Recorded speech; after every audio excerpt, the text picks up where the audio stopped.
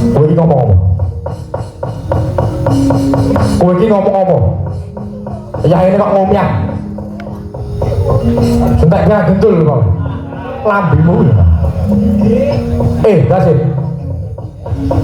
Nalika Kakang Prabu Rahwana Raja karo sih karo garwane nganti ngrebini. Ana Surya kang cumorot ora pangling kuwi Betari Widawati sing manjing ana pagarane bojone bapakmu kuwi. Wong atuamu kuwi sekti mandraguna betah tapa. Mulane bisa titen. Banjur sampe jagong karo aku ing kono bapakmu. Ya Kakang Rahwana Raja ndangu karo aku. Sing surasane Gunawan, anakku besok lahir lanang apa wedok? Yen lahir wedok arep tak rabi dhewe, mergo wis dadi titising Betari Widawati. Sakala aku matur yen bayi sing dikandhut kuwi mau iji lanang. Dilalah lek ing ponang jabang bayi mbarengi wong tuamu mapan ana sanggar pamelengan.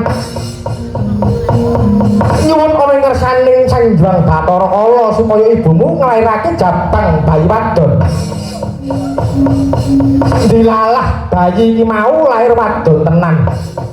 Lan karep ben ora saya remuk kahanan Praja Ngalengka. Bayi wadon kuwi mau banjur tak colong. Tak kalungi kupat cinta tak kentirke ora Bengawan Bagiratri. Lan tinimbang aku nampa bendu saka wong atuwamu dilalah. Ana wujude mendung kang tumiba ana ngepek-epekku. Banjur aku nyuwun lan muja ana ngersaning Gusti kang nyipta jagat supaya tak puja dadi bayi lanang.